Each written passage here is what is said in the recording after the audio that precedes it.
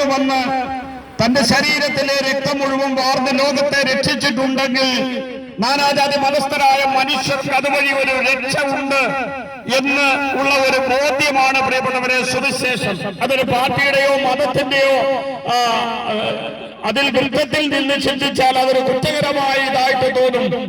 എന്നാൽ ദൈവത്തിന്റെ വചനത്തെ വചനമായിട്ടും ജീവശ്വാസമായിട്ടും കാണുന്നവർക്ക് ഇതൊരു വലിയ അനുഗ്രഹമാണ്. അവർക്ക് സുവിശേഷം ഒരു പ്രത്യേക അനുഭൂതിയാണ്. പ്രിയപ്പെട്ടവരെ, സുവിശേഷം സമാധാനമാണ്, സുവിശേഷം ശാന്തിയാണ്, സുവിശേഷം ഗാനമാണ്, സുവിശേഷം വലിയ വിടുതലാണ്, സുവിശേഷം നിത്യരക്ഷയാണ്, സുവിശേഷം യേശുക്രിസ്തുവിന്റെ രണ്ടാമത്തെ വരവിനായി ഒരുക്കലാണ്. അങ്ങനെ സുവിശേഷത്തെ നമുക്ക് വലിയ അനുഗ്രഹമായിട്ട് കാണുവാനായിട്ട് സാധിക്കും. പ്രിയപ്പെട്ടവരെ, 1 തെസ്സലോനിക്കക്കാർക്ക് എഴുതിയ ലേഖനം അതിന്റെ 4-ാം അധ്യായം 13 മുതലുള്ള തിരുവചനം നിങ്ങളൊന്ന് ശ്രദ്ധിക്കണമേ. ആ വചനം ഇങ്ങനെയാണ് പറയുന്നത്: സഹോദരരെ, പ്രത്യാശയില്ലാത്ത മറ്റുള്ളവർ ചെയ്യുന്നത് പോലെ നിങ്ങൾ ദുഃഖിക്കാതിരിക്കാനാണ് ഞാൻ നിങ്ങളോട് പറയുന്നത്. യേശു മരിക്കുകയും വീണ്ടും ഉയർക്കുകയും ചെയ്തു എന്ന് നാം വിശ്വസിക്കുന്നുണ്ടെങ്കിൽ യേശുവിൽ മരിച്ചവര് അവരോടൊപ്പം കർത്താവ് ഉയർത്തെഴുന്നേൽപ്പിക്കും.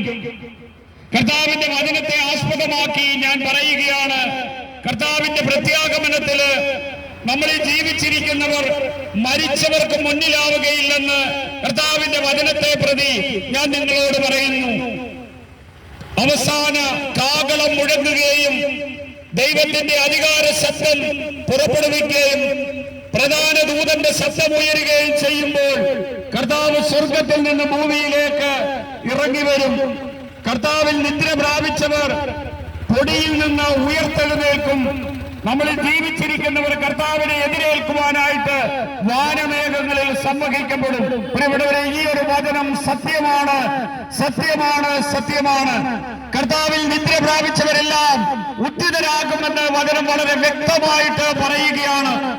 പ്രിയപ്പെട്ടവരെ, യേശുക്രിസ്തുവിന്റെ രണ്ടാമത്തെ വരവിൽ വിശ്വസിക്കുന്നവര്, നിങ്ങൾ കാത്തുപാത്തിരിക്കുന്ന നല്ല ജനങ്ങളെ, കർത്താവായ യേശുക്രിസ്തു ഉദ്ധാനം ചെയ്ത് സ്വർഗത്തിലേക്ക് പോയിട്ടുണ്ടെങ്കിൽ യേശുവിനെ അറിയുകയും യേശുവിൽ വിശ്വസിക്കുകയും യേശുവിനോട് പ്രാർത്ഥിക്കുകയും ചെയ്യുന്നവര് മരിച്ചുപോയവരാണെങ്കിൽ പോലും അവനോടൊപ്പം ഉയർത്തെഴുന്നേൽക്കും.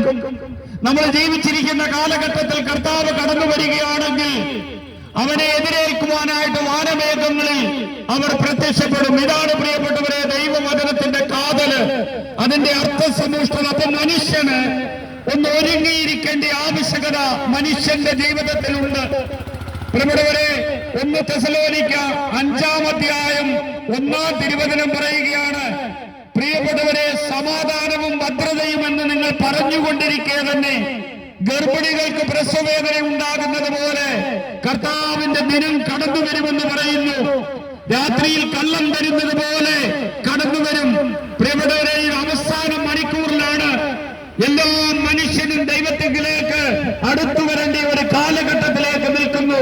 ഒരു മനുഷ്യന്റെ ജീവിതം യേശുക്രിസ്തു ഇവിടെ പറഞ്ഞു പഠിപ്പിക്കുകയാണ്. ഒരുവൻ ആത്മാവ് ലോകം മുഴുവൻ നേടിയാലും ആത്മാവ് നഷ്ടമായി പോയാൽ അവൻ എന്ത് പ്രയോജനം? സമ്പത്തും അനുഗ്രഹവും ഒക്കെ ദൈവത്തോടൊപ്പം നമുക്ക് അനുഭവിക്കുവാനായിട്ട് തരുമ്പോഴും, പ്രിയ സഹോദരി സഹോദരങ്ങളെ, ദൈവമില്ലാതെയുള്ള അധ്വാനം നശ്വരമാണ്. ഈ ഭൂമിയിൽ കാണുന്നതെല്ലാം അഴിഞ്ഞു പോകും.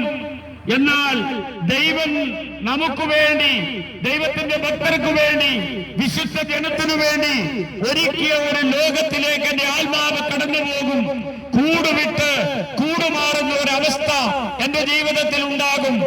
എന്റെ ഈ ആത്മാവിനെ ഞാൻ ശരീരം ആത്മഹത്യയ്ക്ക് വിട്ടുകൊടുത്തത് നശിപ്പിച്ചു കളയാനുള്ളതല്ല. കടങ്ങളും ഭാരങ്ങളും വേദനകളും കുടുംബ തകർച്ചയും വരുമ്പോൾ എന്റെ ആത്മാവിനെ ആത്മഹത്യയിലൂടെ നശിപ്പിച്ചു കളയാനുള്ളതല്ല എന്ന് ഈ കാലഘട്ടത്തില് എല്ലാ മനുഷ്യരും അറിഞ്ഞിരിക്കേണ്ട ഒരു സത്യമാണ്. എന്റെ ആത്മാവ് വിലയുള്ളതാണ്, അതിന് മൂല്യമുള്ളതാണ്. എന്റെ ആത്മാവ് ദൈവത്തിന്റെ മണവാട്ടിയാണ്. എന്റെ ആത്മാവ് സ്വർഗ മണിയറയിലേക്ക് പ്രവേശിക്കുന്നു. ദൈവത്തിന്റെ മുമ്പിൽ ക്രിസ്ത്യാനി എന്നൊരു പദം മാത്രമോ കത്തോലിക്കൻ എന്നൊരു പദമല്ല ഉള്ളത്.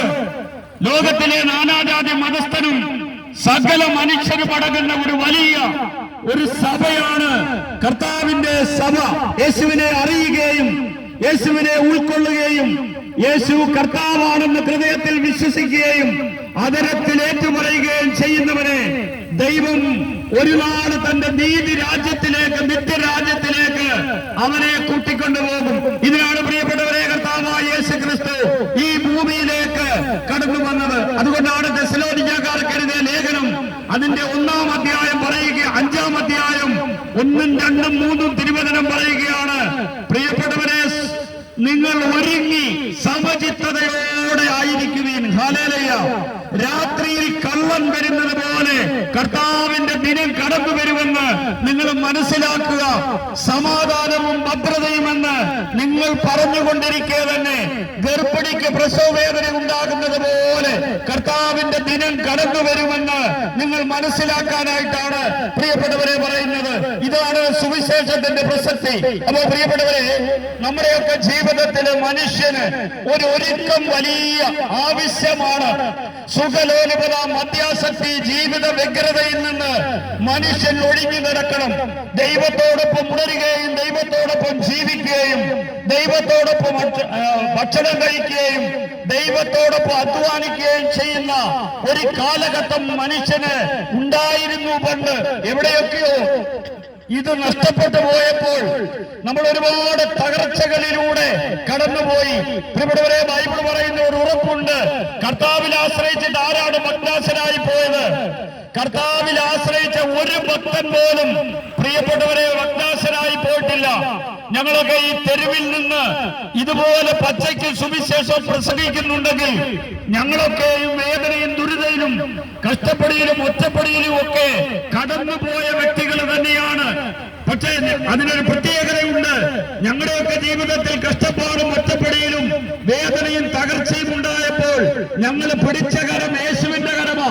അതുകൊണ്ടാണ് പ്രിയപ്പെട്ടവരെ തല ഉയർത്തി ശിരസ് ഉയർത്തി നിന്ന് ലജ്ജയില്ലാതെ യേശുവിന്റെ സുവിശേഷം പ്രസംഗിക്കുവാനായിട്ട് ഇന്ന് സാധിക്കുന്നത്. എന്നെ രക്ഷിച്ചതെന്റെ ദൈവമാണെന്ന് ഏത് രാത്രിയിലും പറയുവാനായിട്ട് സാധിക്കും.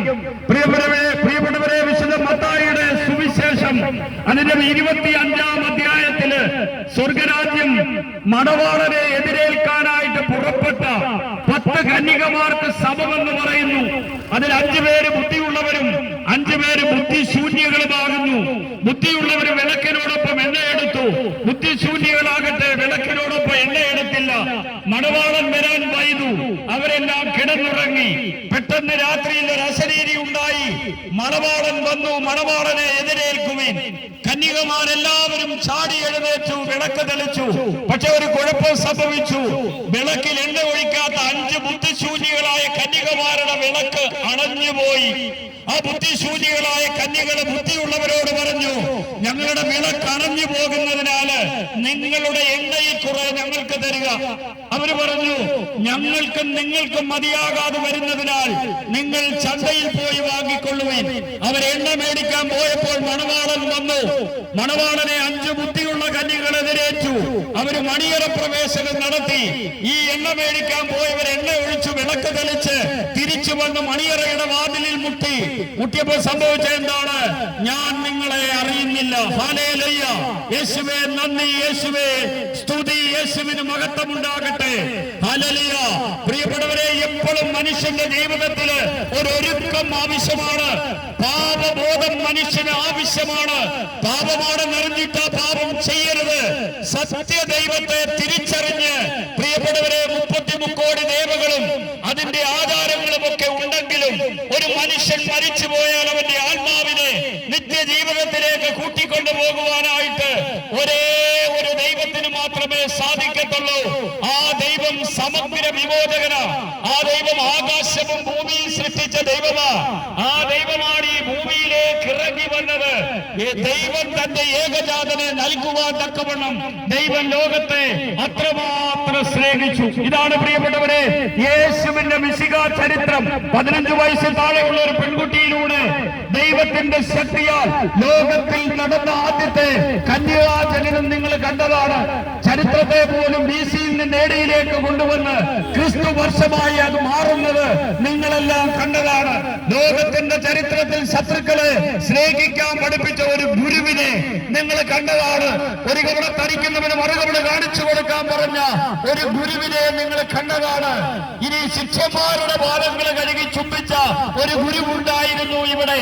ആ ഗുരുവിന്റെ പേരാണ് യേശു. അവന് മരണത്തിന്റെ മേൽ അധികാരമുള്ളവനാണ്, ജീവന്റെ മേൽ അധികാരമുള്ളവനാണ്, അവന് ശാപത്തിന്റെ മേൽ അധികാരമുള്ളവനാണ്, പാപത്തിന്റെ മേൽ അധികാരമുള്ളവനാണ്. അതുകൊണ്ടാണ് മഗ്ദലേന മറിയം, അവൾ വേശ്യാവൃത്തിക്ക് പിടിക്കപ്പെട്ടവളാണ്. അവളെ കല്ലെറിഞ്ഞ് കൊല്ലാൻ കൊണ്ടുവന്നപ്പോൾ ക്രിസ്തു പറയുകയാണ്, നിങ്ങളിൽ പാപം ചെയ്യാത്തവന് അവളെ കല്ലെറി